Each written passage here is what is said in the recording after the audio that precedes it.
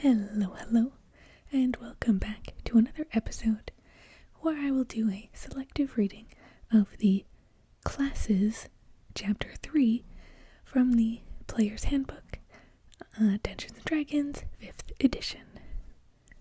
Let's jump right in.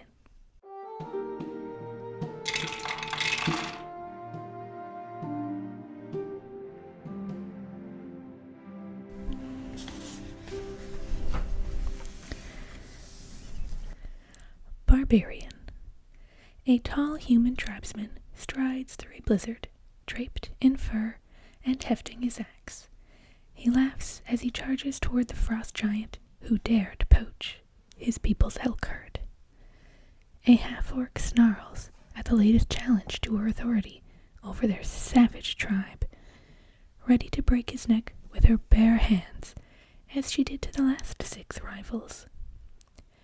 Frothing at the mouth, a dwarf slams his helmet into the face of his drow foe, then turns to drive his armored elbow into the gut of another. These barbarians, different as they might be, are defined by their rage. Unbridled, unquenchable, and unthinking fury. More than a mere emotion, their anger is the ferocity of a cornered predator, the unrelenting assault of a storm, the churning turmoil of the sea.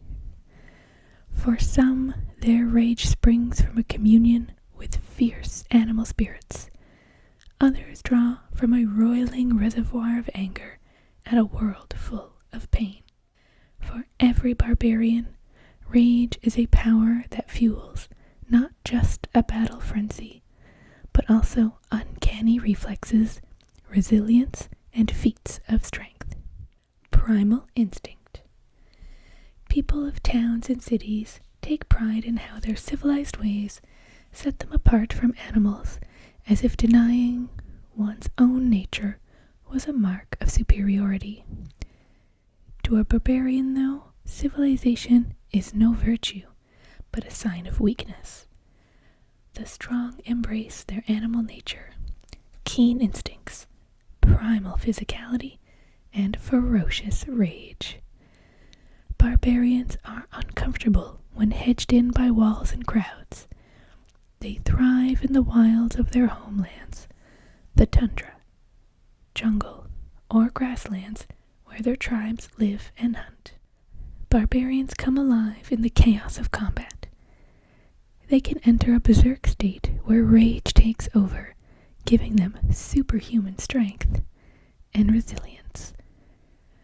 A barbarian can draw on this reservoir of fury only a few times without resting.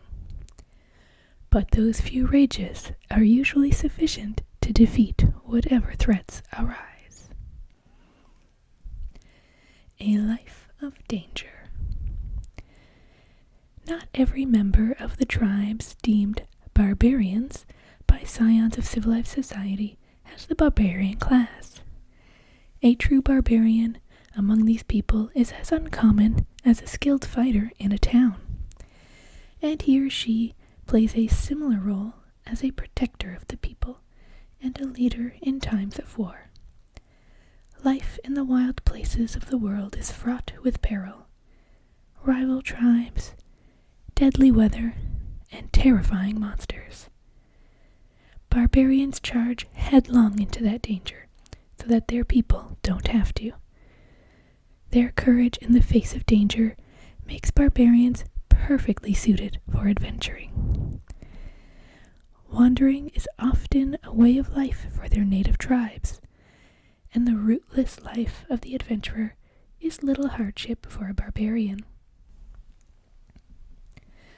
Some barbarians miss the close-knit family structures of the tribe, but eventually find them replaced by the bonds formed among the members of their adventuring parties. Creating a barbarian. When creating a barbarian character, think about where your character comes from and his or her place in the world. Talk with your DM about an appropriate origin for your barbarian. Did you come from a distant land? making you a stranger in the area of the campaign? Or is the campaign set in a rough and tumble frontier where barbarians are common? What led you to take up the adventuring life? Were you lured to settled lands by the promise of riches?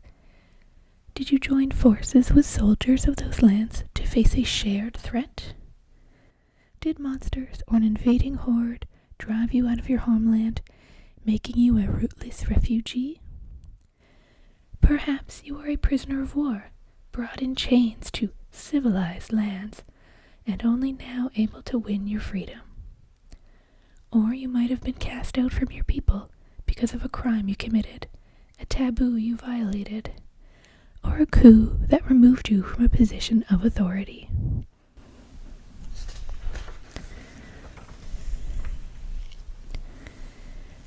Rage. In battle, you fight with primal ferocity. On your turn, you can enter a rage as a bonus action. While raging, you gain the following benefits if you aren't wearing heavy armor. You have advantage on strength checks and strength saving throws. When you make a melee weapon attack using strength, you gain a bonus to the damage roll that increases as you gain levels as a barbarian, as shown in the rage damage column of the barbarian table. You have resistance to bludgeoning, piercing, and slashing damage. If you are able to cast spells, you can't cast them or concentrate on them while raging. Your rage lasts for 1 minute. It ends early if you are knocked unconscious, or if your turn ends and you haven't attacked a hostile creature since your last turn or taken damage since then. You can also end your rage on your turn as a bonus action. Once you have raged, the number of times shown for your barbarian level in the rages column of the barbarian table, you must finish a long rest before you can rage again. Unarmored defense. While you are not wearing any armor, your armor class equals 10 plus your dexterity modifier plus your constitution modifier. You can use a shield and still gain this benefit. Reckless attack. Starting at 2nd level, you can throw aside all concern for defense to attack with fierce desperation. When you make your first attack on your turn, you can decide to attack recklessly. Doing so gives you advantage on melee weapon attack rolls using strength during this turn. But attack rolls against you have advantage until your next turn. Danger sense. At 2nd level, you gain an uncanny sense of when things nearby aren't as they should be, giving you an edge when you dodge away from danger. You have advantage on dexterity saving throws against effects that you can see, such as traps and spells. To gain this benefit, you can't be blinded, deafened, or incapacitated. Primal path. At 3rd level, you choose a path that shapes the nature of your rage. Choose the path of the berserker or the path of the totem warrior, both detailed at the end of the class description. Your choice grants you features at 3rd level and again at 6th, 10th, and 14th levels. Primal paths. Rage burns in every barbarian's heart, a furnace that drives him or her toward greatness. Different barbarians attribute their rage to different sources, however. For some, it is an internal reservoir where pain, grief, or anger are forged into a fury hard as steel. Others see it as a spiritual blessing, a gift of a totem animal. Path of the Berserker. For some barbarians, rage is a means to an end, that end being violence. The path of the Berserker is a path of untrammeled fury, slick with blood. As you enter the berserker's rage, you thrill in the chaos of battle, heedless of your own health or well-being. Frenzy. Starting when you choose this path at 3rd level, you can go into a frenzy when you rage. If you do so, for the duration of your rage, you can make a single melee weapon attack as a bonus action on each of your turns after this one. When your rage ends, you suffer 1 level of exhaustion, as described in Appendix A. Mindless Rage. Beginning at 6th level, you can't be charmed or frightened while raging. If you are charmed or frightened when you enter your rage, the effect is suspended for the duration of the rage. Intimidating Presence. Beginning at 10th level, you can use your action to frighten someone with your menacing presence. When you do so, choose one creature that you can see within 30 feet of you. If the creature can see or hear you, it must succeed on a wisdom saving throw, DC equal to 8, plus your proficiency bonus, plus your charisma modifier, or be frightened of you until the end of your next turn. On subsequent turns, you can use your action to extend the duration of this effect on the frightened creature until the end of your next turn. This effect ends if the creature ends its turn out of line of sight or more than 60 feet away from you. If the creature succeeds on its saving throw, you can't use this feature on that creature again for 24 hours. Retaliation. Starting at 14th level, when you take damage from a creature that is within 5 feet of you, you can use your reaction to make a melee weapon attack against that creature. Path of the Totem Warrior. The Path of the Totem Warrior is a spiritual journey, as the Barbarian accepts a spirit animal as guide, protector, and inspiration. In battle, your totem spirit fills you with supernatural might, adding magical fuel to your barbarian rage. Most barbarian tribes consider a totem animal to be kin to a particular clan. In such cases, it is unusual for an individual to have more than one totem animal spirit, though exceptions exist. Spirit Seeker. Yours is a path that seeks attunement with the natural world, giving you a kinship with beasts. At 3rd level, when you adopt this path, you gain the ability to cast the Beast Sense and Speak with Animals spells, but only as rituals as described in Chapter 10, Spellcasting. Totem Spirit. At 3rd level, when you adopt this path, you choose a totem spirit and gain its feature. You must make or acquire a physical totem object, an amulet or similar adornment, that incorporates fur or feathers, claws, teeth, or bones of the totem animal. At your option, you also gain minor physical attributes that are reminiscent of your totem spirit. For example, if you have a bear totem spirit, you might be unusually hairy and thick-skinned. Or, if your totem is the eagle, your eyes turn bright yellow. Your totem animal might be an animal related to those listed here, but more appropriate to your homeland. For example, you could choose a hawk or vulture in place of an eagle. Bear. While raging, you have resistance to all damage except psychic damage. The spirit of the bear makes you tough enough to stand up to any punishment. Eagle. While you're raging, Other creatures have disadvantage on opportunity attack rolls against you, and you can use the dash action as a bonus action on your turn. The spirit of the eagle makes you into a predator who can weave through the fray with ease. Wolf. While you're raging, your friends have advantage on melee attack rolls against any creature within 5 feet of you that is hostile to you. The spirit of the wolf makes you a leader of hunters.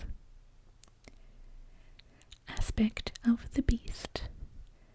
At 6th level, you gain a magical benefit based on the totem animal of your choice. You can choose the same animal you selected at 3rd level, or a different one. Bear. You gain the might of a bear.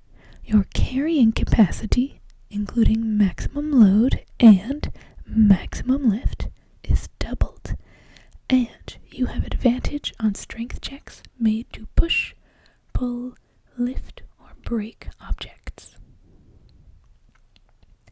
Eagle. You gain the eyesight of an eagle. You can see up to 1 mile away with no difficulty, able to discern even fine details as though looking at something no more than 100 feet away from you. Additionally, dim light doesn't impose disadvantage on your wisdom perception checks. Wolf. You gain the hunting sensibilities of a wolf. You can track other creatures while traveling at a fast pace, and you can move stealthily while traveling at a normal pace. See Chapter 8, Adventuring, for rules on travel pace.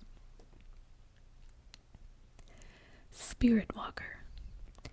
At 10th level, you can cast the Commune with Nature spell, but only as a ritual.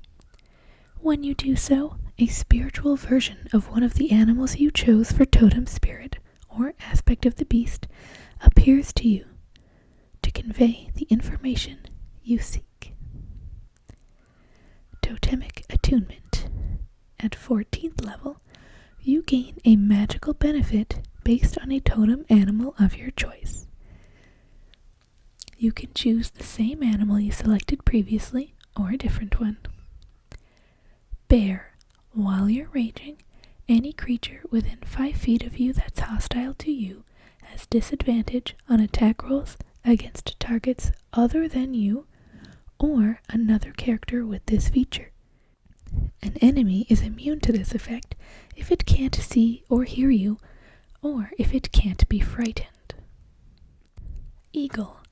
While raging, you have a flying speed equal to your current walking speed.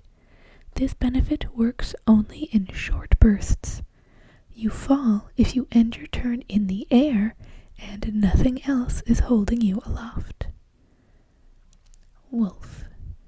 While you're raging, you can use a bonus action on your turn to knock a large or smaller creature prone when you hit it with a melee weapon attack.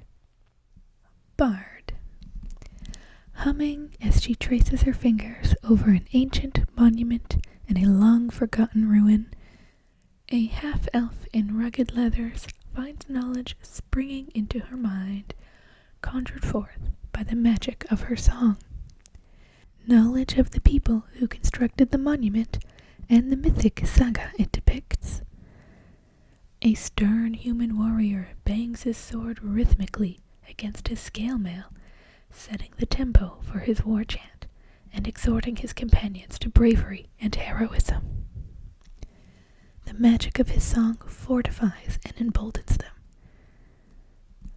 Laughing as she tunes her cittern, a gnome weaves her subtle magic over the assembled nobles, ensuring that her companion's words will be well received. Whether scholar, skald, or scoundrel, a bard weaves magic through words and music to inspire allies, demoralize foes, manipulate minds, create illusions, and even heal wounds. Music and magic. In the worlds of D&D, words and music are not just vibrations of air, but vocalizations with power all their own. The bard is a master of song, speech, and the magic they contain. Bards say that the multiverse was spoken into existence, that the words of the gods gave it shape, and that echoes of these primordial words of creation still resound throughout the cosmos. The music of bards is an attempt to snatch and harness those echoes, subtly woven into their spells and powers. The greatest strength of bards is their sheer versatility. Many bards prefer to stick to the sidelines in combat, using their magic to inspire their allies and hinder their foes from a distance. But bards are capable of defending themselves in melee if necessary, using their magic to bolster their swords and armor. Their spells lean toward charms and illusions rather than blatantly destructive spells. They have a wide-ranging knowledge of many subjects and a natural aptitude that lets them do almost anything well. Bards become masters of the talents they set their minds to perfecting, from musical performance to esoteric knowledge. Learning from experience. True bards are not common in the world.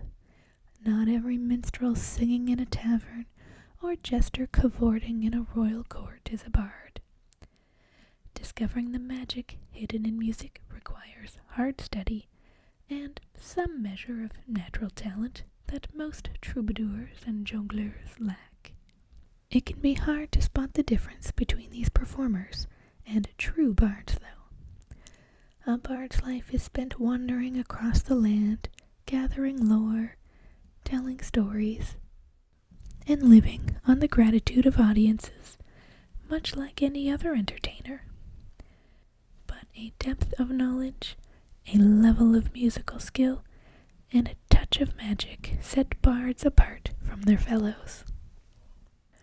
Only rarely do bards settle in one place for long, and their natural desire to travel, to find new tales to tell, new skills to learn, and new discoveries beyond the horizon, makes an adventuring career a natural calling.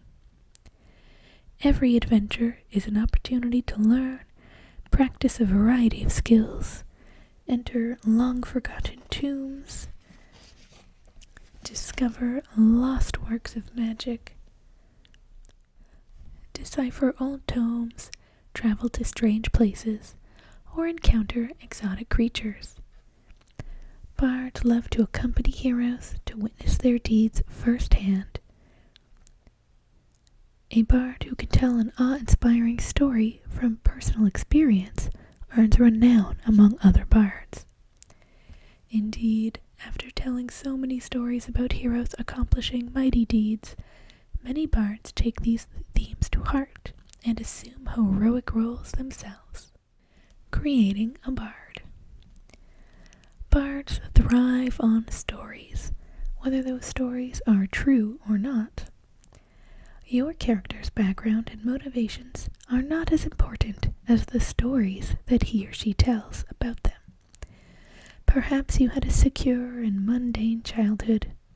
There's no good story to be told about that, so you might paint yourself as an orphan raised by a hag at a dismal swamp. Or your childhood might be worthy of a story. Some bards acquire their magical music through extraordinary means, including the inspiration of fae or other supernatural creatures. Did you serve an apprenticeship, studying under a master, following the more experienced bard until you were ready to strike out on your own? Or did you attend a college where you studied bardic lore and practiced your musical magic? Perhaps you were a young runaway or orphan, befriended by a wandering bard who became your mentor. Or you might have been a spoiled noble child tutored by a master. Perhaps you stumbled into the clutches of a hag, making a bargain for a musical gift in addition to your life and freedom. But at what cost?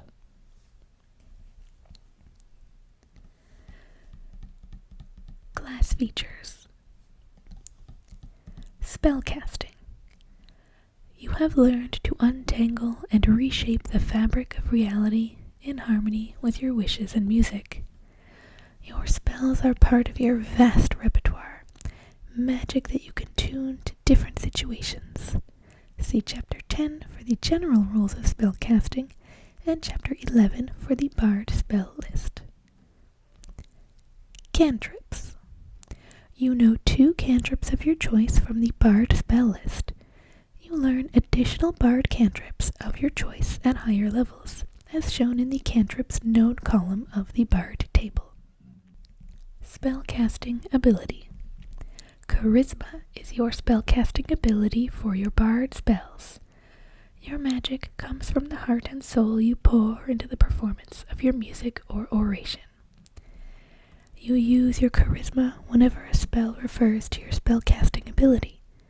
In addition, you use your charisma modifier when setting the saving throw DC for Bard spell you cast, and when making an attack roll with one.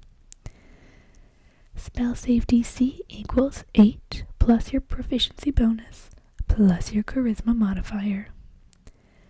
Spell attack modifier equals your proficiency bonus plus your charisma modifier. Bardic inspiration. You can inspire others through stirring words or music. To do so, you use a bonus action on your turn to choose one creature other than yourself within 60 feet of you who can hear you. That creature gains 1 bardic inspiration die, a d6. Once within the next 10 minutes, the creature can roll a die and add the number rolled to 1 ability check, attack roll, or saving throw it makes. The creature can wait until after it rolls the d20 before deciding to use the bardic inspiration die, but must decide before the DM says whether the roll succeeds or fails. Once the bardic inspiration die is rolled, it is lost. A creature can have only 1 bardic inspiration die at a time.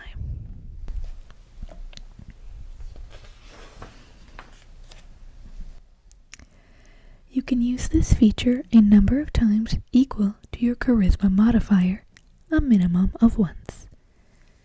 You regain any expended uses when you finish a long rest.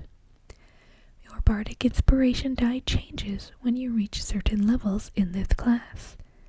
The die becomes a d8 at 5th level, a d10 at 10th level, and a d12 at 15th level. Jack of all trades. Starting at 2nd level, you can add half your proficiency bonus, rounded down, to any ability check you make that doesn't already include your proficiency bonus. Song of Rest. Beginning at 2nd level, you can use soothing music or oration to help revitalize your wounded allies during a short rest. If you or any other friendly creatures who can hear your performance regain hit points at the end of the short rest by spending 1 or more hit dice, each of those creatures regains an extra 1d6 hit points. The extra hit points increase when you reach certain levels in this class, to 1d8 at 9th level, to 1d10 at 13th level, and to 1d12 at 17th level. Bard College. At 3rd level, you delve into the advanced techniques of Bard College of your choice, the College of Lore or the College of Valor, both detailed at the end of the class description. Your choice grants you features at 3rd level and again at 6th and 14th level. Expertise. At 3rd level, you choose 2 of your skill proficiencies. Your proficiency bonus is doubled for any ability checks you make that use either of the chosen proficiencies. At 10th level, you can choose another 2 skill proficiencies to gain this benefit. Font of Inspiration. Beginning when you reach 5th level, you regain all of your expended uses of bardic inspiration when you finish a short or long rest. Counter Charm. At 6th level, you gain the ability to use musical notes or words of power to disrupt mind-influencing effects. As an action, you can start a performance that lasts until the end of your turn. During that time, you and any friendly creatures within 30 feet of you have advantage on saving throws against being frightened or charmed. A creature must be able to hear you to gain this benefit. The performance ends early if you are incapacitated or silenced, or if you voluntarily end it. No action required. Bard Colleges. College of Lore. Bards of the College of Lore know something about most things, collecting bits of knowledge from sources as diverse as scholarly tomes and peasant tales. Whether singing folk ballads in taverns or elaborate compositions in royal courts, these bards use their gifts to hold audiences spellbound. When the applause dies down, the audience members might find themselves questioning everything they held to be true, from their faith in the priesthood of the local temple to their loyalty to the king. The loyalty of these bards lies in the pursuit of beauty and truth, not in fealty to a monarch or following the tenets of a deity. A noble who keeps such a bard as a herald or advisor knows that the bard would rather be honest than politic. The college's members gather in libraries and sometimes in actual colleges, complete with classrooms and dormitories, to share their lore with one another. They also meet at festivals or affairs of state where they can expose corruption, unravel lies, and poke fun at self-important figures of authority.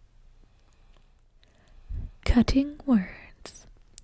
Also at 3rd level, you learn how to use your wit to distract, confuse, and otherwise sap the confidence and competence of others. When a creature that you can see within 60 feet of you makes an attack roll, an ability check, or a damage roll, you can use your reaction to expend one of your uses of bardic inspiration, rolling a bardic inspiration die and subtracting the number rolled from the creature's roll. You can choose to use this feature after the creature makes its roll, but before the DM determines whether the attack roll or ability check succeeds or fails, or before the creature deals its damage. The creature is immune if it can't hear you, or if it's immune to being charmed. Peerless Skill. Starting at 14th level, when you make an ability check, you can expend one of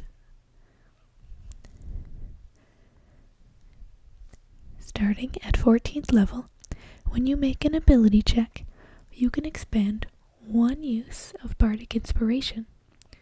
Roll a bardic inspiration die and add the number rolled to your ability check. You can choose to do so after you roll the die for the ability check, but before the DM tells you whether you succeed or fail. College of Valor. Bards of the College of Valor are daring skalds whose tales keep alive the memory of the great heroes of the past, and thereby inspire a new generation of heroes. These bards gather in mead halls or around great bonfires to sing the deeds of the mighty, both past and present. They travel the land to witness great events firsthand, and to ensure that the memory of those events doesn't pass from the world. With their songs, they inspire others to reach the same heights of accomplishments as the heroes of old. Combat Inspiration. Also at 3rd level, you learn to inspire others in battle. A creature that has a bardic inspiration die from you can roll that die and add the number rolled to a weapon damage roll it just made. Alternatively, when an attack roll is made against the creature, it can use its reaction to roll the bardic inspiration die and add the number rolled to its AC against that attack, after seeing the roll but before knowing whether it hits or misses. Extra attack. Starting at 6th level, you can attack twice instead of once, whenever you take the attack action on your turn. Battle magic. At 14th level, you have mastered the art of weaving spellcasting and weapon use into a single harmonious act.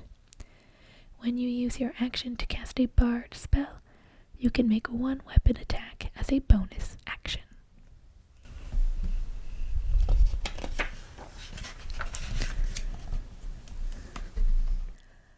Cleric. Arms and eyes upraised toward the sun and a prayer on his lips, an elf begins to glow with an inner light that spills out to heal his battle-worn companions.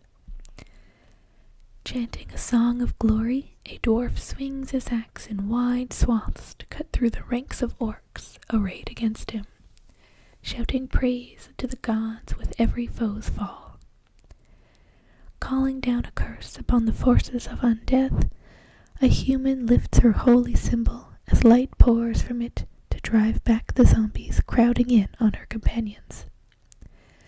Clerics are intermediaries between the mortal world and the distant planes of the gods. As varied as the gods they serve, clerics strive to embody the handiwork of their deities. No ordinary priest, a cleric is imbued with divine magic. Healers and warriors.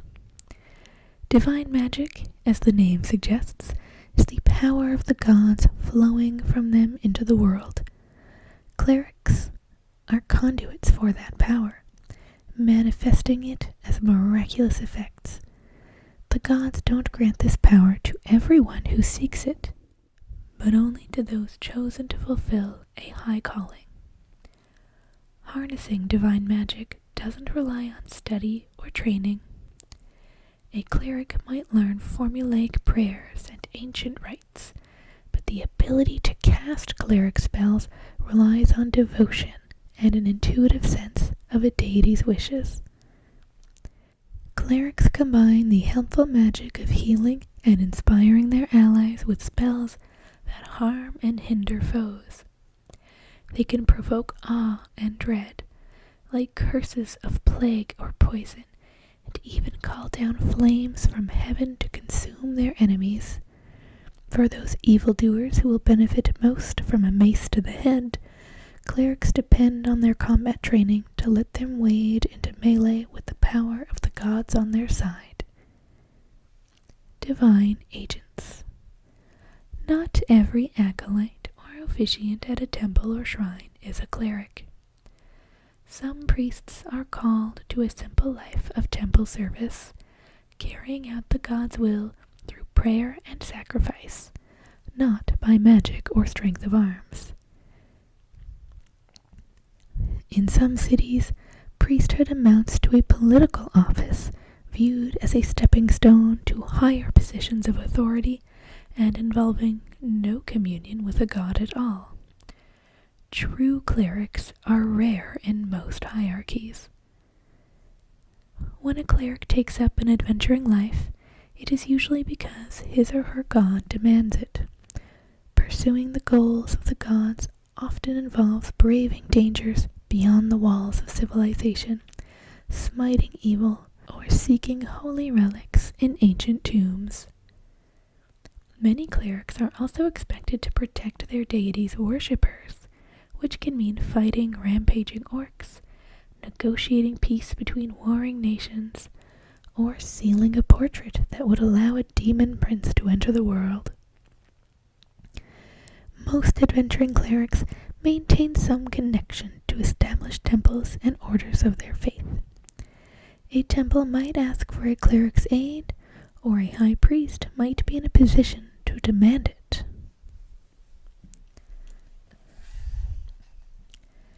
Creating a cleric. As you create a cleric, the most important question to consider is which deity to serve and what principles you want your character to embody. Appendix B includes lists of many of the gods of the multiverse. Check with your DM to learn which deities are in your campaign. Once you've chosen a deity, consider your cleric's relationship to that god. Did you enter this service willingly, or did the god choose you, impelling you into service with no regard for your wishes? How do the temple priests of your faith regard you? As a champion or a troublemaker? What are your ultimate goals? Does your deity have a special task in mind for you, or are you striving to prove yourself worthy of a great quest? Class features. Spellcasting. As a conduit for divine power, you can cast cleric spells. See Chapter 10 for the general rules of spellcasting and Chapter 11 for the cleric spell list. Spellcasting ability. Wisdom is your spellcasting ability for your cleric spells. The power of your spells comes from your devotion to your deity. You use your wisdom whenever a cleric spell refers to your spellcasting ability. In addition, you use your wisdom modifier when setting the saving throw DC for a cleric spell you cast, and when making an attack roll with one. Spell save DC equals 8 plus your proficiency bonus plus your wisdom modifier. Spell attack modifier equals your proficiency bonus and your wisdom modifier. Divine domain. Choose one domain related to your deity. Knowledge, life, light, nature, tempest, trickery, or war. Each domain is detailed at the end of the class description, and each one provides examples of gods associated with it. Your choice grants you domain spells and other features when you choose it at first level. It also grants you additional ways to use Channel Divinity when you gain that feature at second level, and additional benefits at 6th, 8th, and 17th levels. Domain spells. Each domain has a list of spells. It's domain spells that you gain at the cleric levels noted in the domain description. Once you gain a domain spell, you always have it prepared, and it doesn't count against the number of spells you can prepare each day. If you have a domain spell that doesn't appear on the cleric spell list, the spell is nonetheless a cleric spell for you. Channel Divinity. At second level, you gain the ability to channel divine energy directly from your deity, using that energy to fuel magical effects. You start with 2 such effects: Turn Undead and an effect determined by your domain.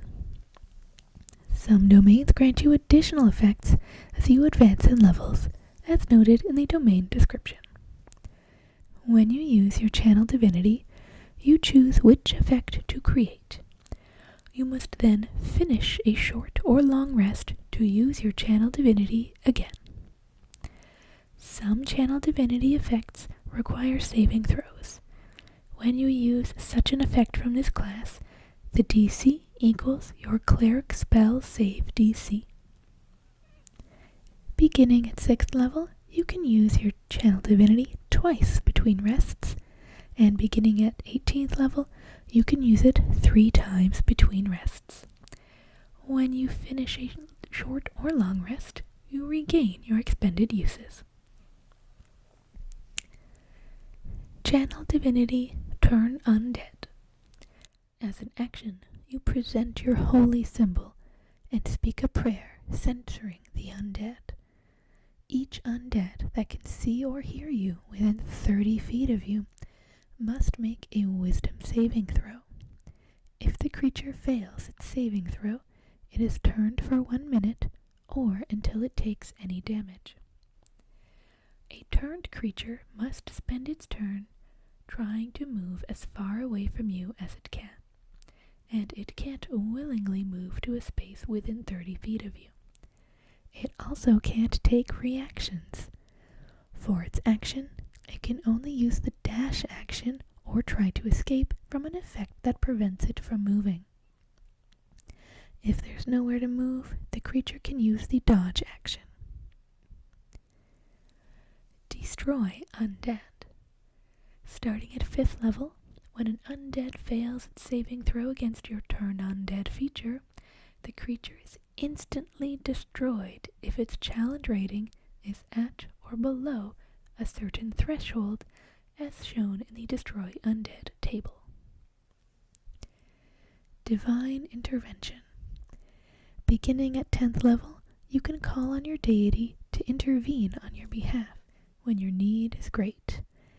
Employing your deity's aid requires you to use your action. Describe the assistance you seek and roll percentile dice. If you roll a number equal to or lower than your cleric level, your deity intervenes. The DM chooses the nature of the intervention. The effect of any cleric spell or cleric domain spell would be appropriate. If your deity intervenes, you can't use this feature again for 7 days. Otherwise, you can use it again after you finish a long rest.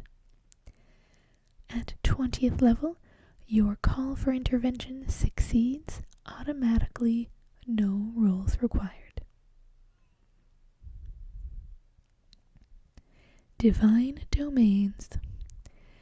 In a pantheon, every deity has influence over different aspects of mortal life and civilization, called a deity's domain. All the domains over which a deity has influence are called the deity's portfolio. For example, the portfolio of the Greek god Apollo includes the domains of knowledge, life, and light. As a cleric, you choose one aspect of your deity's portfolio to emphasize, and you are granted powers related to that domain. Your choice might correspond to a particular sect dedicated to your deity. Apollo, for example, could be worshipped in one region as Phoebus, radiant, Apollo, emphasizing his influence over the light domain, and in a different place as Apollo, Ascesius, healing, emphasizing his association with the life domain. Alternatively, your choice of domain could simply be a matter of personal preference, the aspect of the deity that appeals to you most. Each domain's description gives examples of deities who have influence over that domain. Gods are included from the worlds of the Forgotten Realms, Greyhawk, Dragonlance, and Eberron campaign settings, as well as from Celtic, Greek, Norse, and Egyptian pantheons of antiquity. Knowledge Domain. The gods of knowledge, including Ogma, Bokab, Gillian, Orion, and Thoth, the gods of knowledge value learning and understanding above all. Some teach that knowledge is to be gathered and shared in libraries and universities, or promote the practical knowledge of craft and invention. Some deities hoard knowledge and keep its secrets to themselves, and some promise their followers that they will gain tremendous power if they unlock the secrets of the multiverse.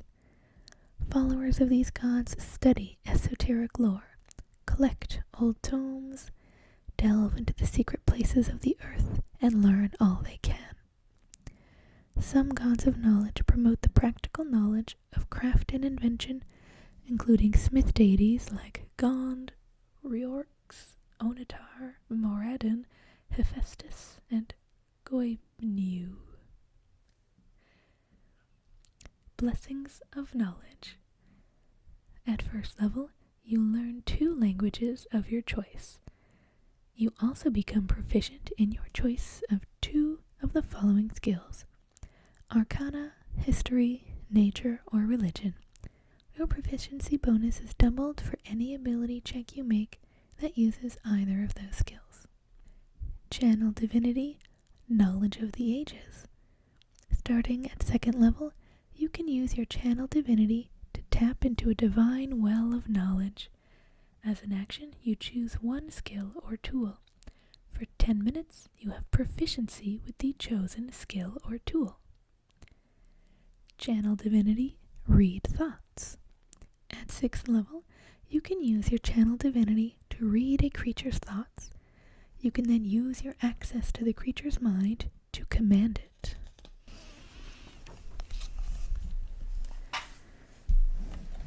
As an action, choose one creature that you can see within 60 feet of you. That creature must make a wisdom saving throw. If the creature succeeds on the saving throw, you can't use this feature on it again until you finish a long rest. If the creature fails its save, you can read its surface thoughts, those foremost in its mind, reflecting its current emotions and what it is actively thinking about, when it is within 60 feet of you.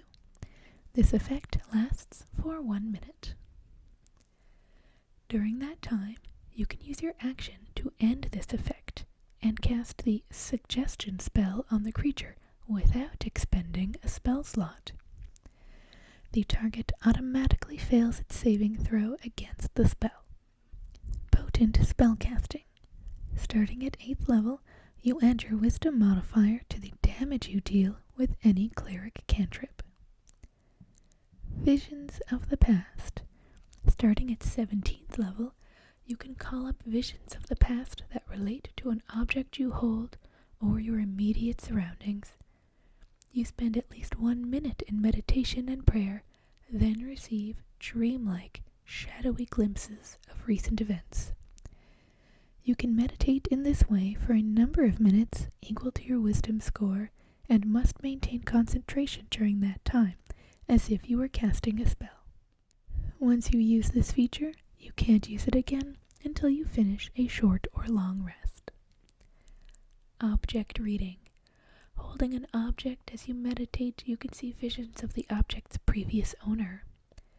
After meditating for 1 minute, you learn how the owner acquired and lost the object, as well as the most recent significant event involving the object and that owner.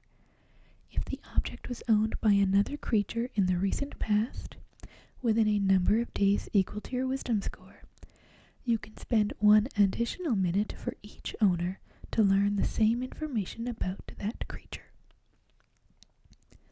Area reading. As you meditate, you see visions of recent events in your immediate vicinity.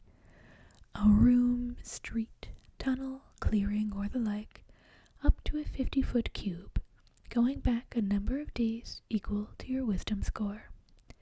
For each minute you meditate, you learn about one significant event, beginning with the most recent. Significant events typically involve powerful emotions such as battles and betrayals, marriages and murders, births and funerals. However, they might also include more mundane events that are nevertheless important to your current mission. Life domain. The life domain focuses on the vibrant, positive energy, one of the fundamental forces of the universe that sustains all life.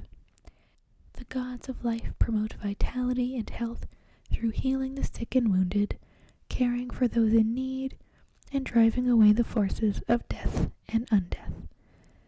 Almost any non-evil deity can claim influence over this domain, particularly agricultural deities, sun gods, gods of healing or endurance, and gods of home and community.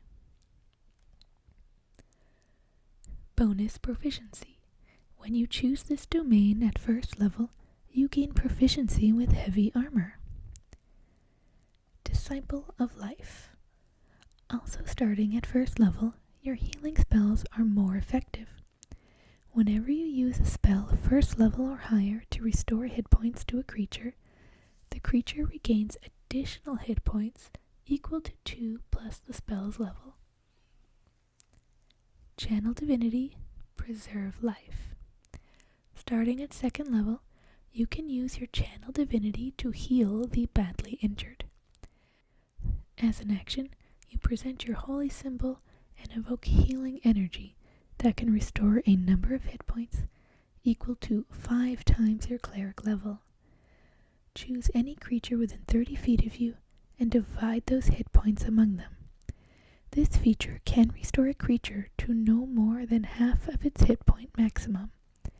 You can't use this feature on an undead or a construct. Blessed Healer. Beginning at 6th level, the healing spells you cast on others heal you as well. When you cast a spell of 1st level or higher that restores hit points to a creature other than you, you regain hit points equal to 2 plus the spell's level. Divine Strike. At 8th level, you gain the ability to infuse your weapon strikes with divine energy. Once on each of your turns, when you hit a creature with a weapon attack, you can cause the attack to deal an extra 1d8 radiant damage to the target. When you reach 14th level, the extra damage increases to 2d8. Supreme Healing. Starting at 17th level, when you would normally roll 1 or more dice to restore hit points with a spell, you instead use the highest number possible for each die. For example, instead of restoring 2d6 hit points to a creature, you restore 12. Light Domain. Gods of light promote the ideals of rebirth and renewal, truth, vigilance, and beauty, often using the symbol of the sun. Some of these gods are portrayed as the sun itself, or as a charioteer who guides the sun across the sky. Others are tireless sentinels whose eyes pierce every shadow and see through every deception. Some are deities of beauty and artistry who teach that art is a vehicle for the soul's improvement. Clerics of a god of light are enlightened souls infused with radiance and the power of their god's discerning vision, charged with chasing away lies and burning away darkness. Bonus cantrip. When you choose this domain at 1st level, you gain the light cantrip if you don't already know it. Warding Flare. Also at 1st level, you can interpose divine light between yourself and an attacking enemy. When you are attacked by a creature within 30 feet of you that you can see, you can use your reaction to impose disadvantage on the attack roll, causing light to flare before the attacker before it hits or misses. An attacker that can't be blinded is immune to this feature. You can use this feature a number of times equal to your wisdom modifier, a minimum of once. You regain all expended uses when you finish a long rest. Channel Divinity, Radiance of the Dawn. Starting at 2nd level, you can use your Channel Divinity to harness sunlight, banishing darkness and dealing radiant damage to your foes. As an action, you present your holy symbol, and any magical darkness within 30 feet of you is dispelled. Additionally, each hostile creature within 30 feet of you must make a Constitution saving throw. A creature takes radiant damage equal to 2d10 plus your cleric level on a failed saving throw, and half as much damage on a successful one. A creature that has total cover from you is not affected. Improved Flare. Starting at 6th level, you can also use your Warding Flare feature when a creature that you can see within 30 feet of you attacks a creature other than you. potent spellcasting. Starting at 8th level, you add your wisdom modifier to the damage you deal with any cleric cantrip. Corona of Light. Starting at 17th level, you can use your action to activate an aura of sunlight that lasts for 1 minute or until you dismiss it using another action. You emit bright light in a 60-foot radius and dim light 30 feet beyond that. Your enemies in the bright light have disadvantage on saving throws against any spell that deals fire or radiant damage. Nature Domain. Gods of nature are as varied as the natural world itself, from inscrutable gods of the deep forests to friendly deities associated with particular springs and groves. Druids revere nature as a whole and might serve one of these deities, practicing mysterious rites and reciting all but forgotten prayers in their own secret tongue. But many of these gods have clerics as well, champions who take a more active role in advancing the interests of a particular nature god. These clerics might hunt the evil monstrosities that despoil the woodlands, bless the harvest of the faithful, or wither the crops of those who anger their gods.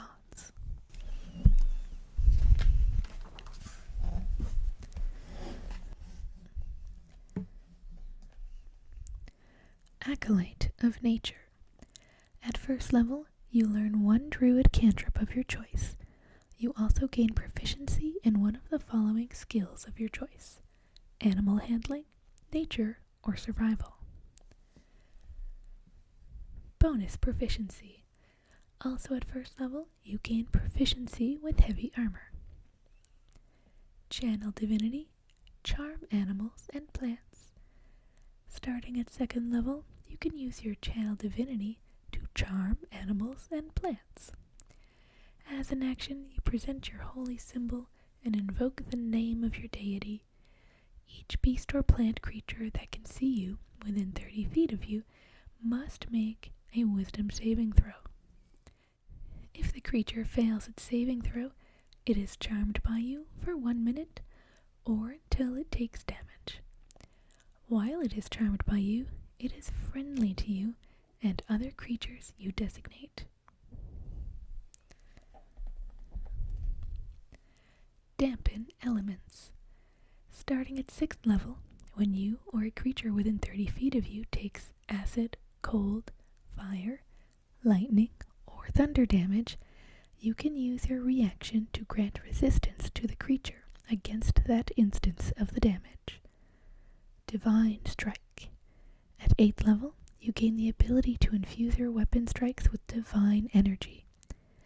Once on each of your turns, when you hit a creature with a weapon attack, you can cause the attack to deal an extra 1d8 cold, fire, or lightning damage, your choice, to the target. When you reach 14th level, the extra damage increases to 2d8. Master of Nature. At 17th level, you gain the ability to command animals and plant creatures. While creatures are charmed by your charm animals and plants feature, you can take a bonus action on your turn to verbally command what each of those creatures will do on its next turn. Tempest Domain. Gods whose portfolios include the Tempest Domain govern storms, sea, and sky.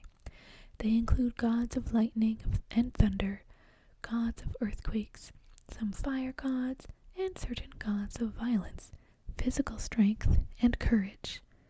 In some pantheons, a god of this domain rules over other deities and is known for swift justice delivered by thunderbolts. In the pantheons of seafaring people, gods of this domain are ocean deities and the patrons of sailors. Tempest gods send their clerics to inspire fear in the common folk, either to keep those folk on the path of righteousness or to encourage them to offer sacrifices of propitiation to ward off divine wrath. Wrath of the Storm. Also at first level, you can thunderously rebuke attackers. When a creature within 5 feet of you that you can see hits you with an attack, you can use your reaction to cause the creature to make a dexterity saving throw. The creature takes 2d8 lightning damage or thunder damage, your choice, on a failed saving throw, and half as much damage on a successful one. You can use this feature a number of times equal to your wisdom modifier, a minimum of once. You regain all expended uses when you finish a long rest. Channel Divinity, Destructive Wrath. Starting at 2nd level, you can use your Channel Divinity to wield the power of the storm with unchecked ferocity. When you roll lightning or thunder damage, you can use your Channel Divinity to deal maximum damage instead of rolling. Thunderbolt Strike. At 6th level, when you deal lightning damage to a large or smaller creature, you can also push it up to 10 feet away from you.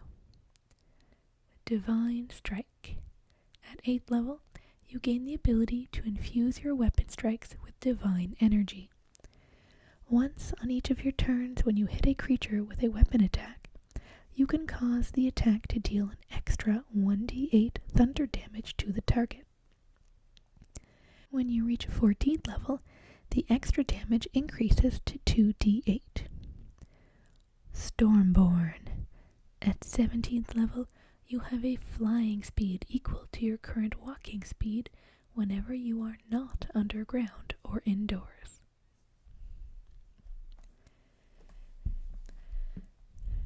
Trickery Domain. Gods of Trickery are mischief makers and instigators who stand as a constant challenge to the accepted order among both gods and mortals. They are patrons of thieves, scoundrels, gamblers, rebels, and liberators.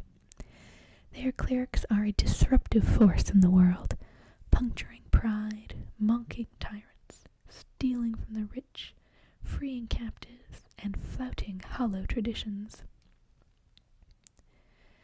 They prefer subterfuge, pranks, deception, and theft rather than direct confrontation. Blessing of the Trickster.